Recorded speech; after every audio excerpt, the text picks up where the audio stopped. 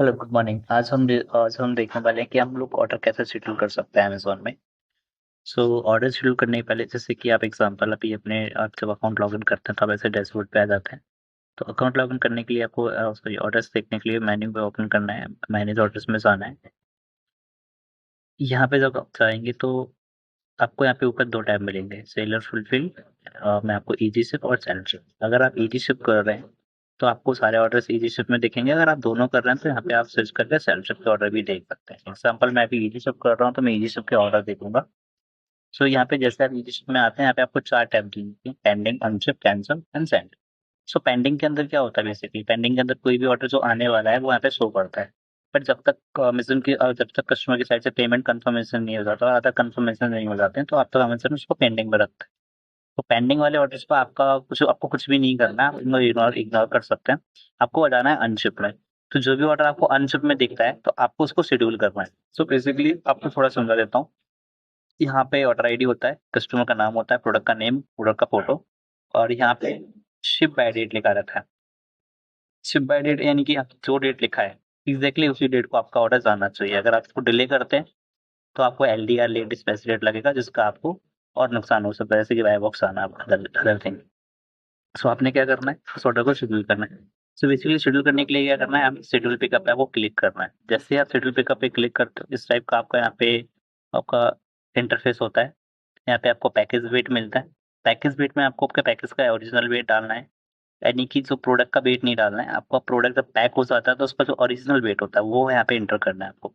Then यहाँ पे आपको पैकेज डायमेंशन मिलता है, तो आपके पैकेज का जो एग्जैक्ट डायमेंशन बनता है आफ्टर पैकेजिंग, वो डायमेंशन आपको यहाँ पे डालना है। जैसे कि अभी इस पैकेज का मेरा जो डायमेंशन है, वो अराउंड है आपका 15x10x7।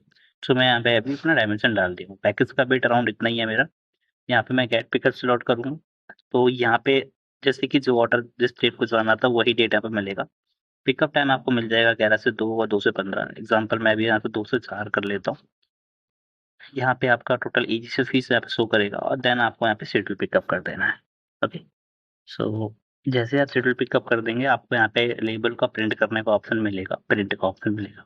तो आप यहाँ पे प्रिंट करके आपका लेबल डाउनलोड कर सकते हैं। जैसे आप प्रिंट पे क्लिक करेंगे, इस टाइप से ओपन हो जाएगा और यहाँ पे आपका 2 पेज आएगा यहाँ पे। और फर्स्ट पेज आपका लेबल आएगा, जो आपको पैकेज के ऊपर लगाना होता है। ये फॉर पर्पस ट्रैकिंग के लिए यूज़ होता है।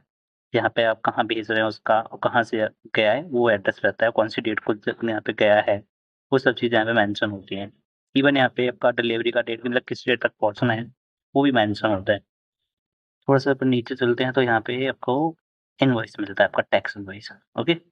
तो अभी बेसिकली जैसे कि अगर आप यहाँ पे थर्मल प्रिंटर यूज़ कर रहे हैं, तो आप इसको डायरेक्टली यूज़ कर सकते हो। थर्मल प्रिंटर यानी कि जो प्रिंटर 4/6 का लेवल जनरेट करता है, अगर वो आप वो प्रिंटर यूज़ कर रहे हैं, तो आप इसको एज इट इज प्रिंट कर सकते हो। ठीक है। बट इन केस अगर आप यूज़ कर रहे हो A4 साइज का प्रिंटर, तो आप डायरेक्ट इसको डायरेक्ट प्रिंट नहीं करेंगे, क्योंकि अगर आप डायरेक्ट प्रिंट करते हैं, तो फिर ये A4 के पूरे बड़े पेपर पे आ जाएगा। तो उससे बेटर क्या है कि आप इसको एक सेटिंग आपको करना पड़ेगा। डेस्टिनेशन आप यहाँ पे PDF चूज़ कर सकते हैं, या जो भी प्रिंटर आपने चूज़ किया वो। पेज साइज़ आपका ऑल रहेगा, पेज पर शीट आपको ये ऑप्शन मिलेगा। सो यहाँ पे आपको इसको 4 कर देना है। 4 कर दोगे तो आपका ये ऑलमोस्ट इस तरीके से आ जाएगा, यानी कि आपका A4 के हाफ में दोनों निकल आएँगे। ओके। तो समटाइम्स किसी-किसी क्रोम में मतलब ये सेटिंग हिडन होती है, मतलब उसमें लिखा रहता है शो एडवांस, तो वहाँ पे आप क्लिक करके ये वाला ऑप्शन आप ढूँढ सकते हैं। और देन जैसे इसको आपको आपके जो भी जहाँ पे भी आप सेव करना चाहें, इसको सेव कर लीजिए।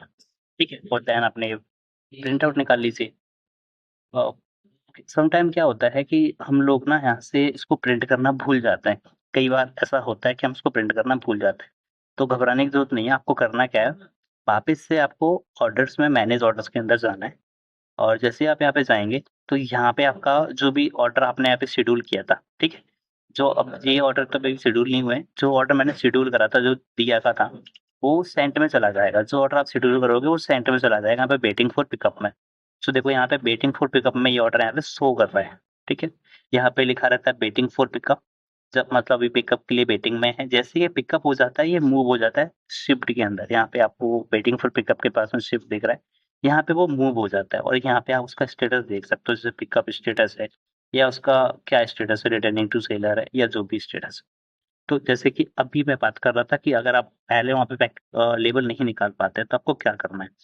यहाँ पे लेबल निकालने के लिए आपको इस ऑर्डर आईडी पे क्लिक करना है, जो जो आपने शेड्यूल कर दिया था और जो अब आपका वेटिंग फॉर पिकअप में आ चुका है, उसके यहाँ पे आपको ऑर्डर आईडी पे क्लिक करना है। उसके अंदर आप जाएँगे तो आपको और डिटेल मिलेगी और थोड़ा-सा नीचे स्क्रॉल करोगे, यहाँ पे आपको पैकेज 1 मिलेगा और यहाँ पे आपको मिलेगा रीप्रिंट लेबल एंड सेम आपको इस पे क्लिक कर देना है। जैसे आप इस पे क्लिक करते हैं, आपको यहाँ पे प्रिंट का ऑप्शन मिल जाएगा। ओके, तो यहाँ से आप वापस से सेम उसी तरीके से लेबल को प्रिंट कर सकते हो। ओके, तो अभी मैं आपको नेक्स्ट बताने वाला हूँ कि आप ऑर्डर्स को कैसे बल्क में शेड्यूल कर सकते हो। बल्क का मतलब कि आप एक साथ कैसे ऑर्डर शेड्यूल कर सकते हो। जैसे आप एक-एक करके कर रहे हो, बहुत सारे ऑर्डर्स हैं, तो उनको बल्क में शेड्यूल कैसे कर सकते हो। तो बल्क में शेड्यूल करने के लिए आपको करना क्या है, जैसे सपोज़ करो मेरे पास ये बहुत सारे ऑर्डर्स पड़े हुए हैं यहाँ पे, ठीक है? लेकिन मैं चाहता हूँ कि जो आज की डेट में जाने वाले हैं, आज 2 अक्टूबर है और मैं चाहता हूँ कि 2 अक्टूबर को जो ऑर्डर्स आएँ, सिर्फ़ वही ऑर्डर्स को मैं शेड्यूल करूँ। तो मैं क्या करूँगा यहाँ पे, मैं फ़िल्टर लगा दूँगा शिप बाय डेट का, यानी कि जो किस डेट को जाने वाला है। तो मैं यहाँ पे शिप बाय डेट का फ़िल्टर लगा दूँगा, तो मेरे पास 28 ऑर्डर हैं, जो मेरे को आज ही भेजने हैं। यहाँ पे 28 ऑर्डर्स हैं, जो मेरे को आज भेजने हैं। तो मैं बल्क में शेड्यूल करने के लिए क्या करूँगा, यहाँ से एक साथ सेलेक्ट कर लूँगा और देन शेड्यूल पिकअप पे क्लिक करूँगा। और शेड्यूल पे क्लिक करने के बाद यहाँ पे इस तरीके से ये पूरा आ जाएगा। यहाँ पे प्रोडक्ट का वेट, डायमेंशन वगैरह सब कुछ देखने को मिलेगा। तो आप अकॉर्डिंगली चेंज कर सकते हो इसको। अगर आपको लगता है कि इसका डायमेंशन गलत है, तो आप इसको चेंज कर सकते हो। फिलहाल यहाँ पे जो डायमेंशन डला हुआ है, वो एग्ज़ैक्ट सही डायमेंशन है, तो इसको मैं चेंज नहीं करूँगा। मैं इसको ऐसे ठीक रहने दूँगा। ओके, एंड यहाँ पे आप ऊपर आपका डेट और चूज़ कर सकते हो। टाइमिंग 11 से 2 या 2 से 15, जैसे मैं 2 से 4 कर लेता हूँ यहाँ पे और देन नीचे जाके यहाँ पे कई बार क्या होगा, ऐसा भी हो सकता है कि समटाइम्स ये कॉलम ब्लैंक हो, कुछ भी नहीं भरा हो उसको। तो आप इसको चेंज कर इसमें आप अपने हिसाब से फिल कर सकते हो और आपको मेक श्योर करना है कि इसमें आप एग्ज़ैक्ट डायमेंशन डालें जो आपका प्रोडक्ट का है, ठीक है? अगर आप कम डालते हैं तो ये आपको फ्यूचर में नुकसान कर सकता है। तो इससे बेस्ट तो यही है कि आप सेम वही डालें जो आपके पास है और देन इसको शेड्यूल करते हैं यहाँ से। जैसे आप इसको शेड्यूल कर देते हैं, तो यहाँ पे ये अपलोड रिलेटेड एक आपको टैब मिलेगा और इसके अंदर यहाँ पे 4 टैब मिलेगा। उसके अंदर लास्ट टैब में आपको ये शेड्यूल पिकअप के अंदर दिखेगा और यहाँ पे भी आपको 1, 2, तीसरे नंबर पे review file status and history में आपको ये दिखेगा, ठीक है? तो यहाँ पे जो भी आपने पास्ट में भी ऑर्डर शेड्यूल करे होंगे, उनका भी यहाँ पे डाटा आपको दिखेगा।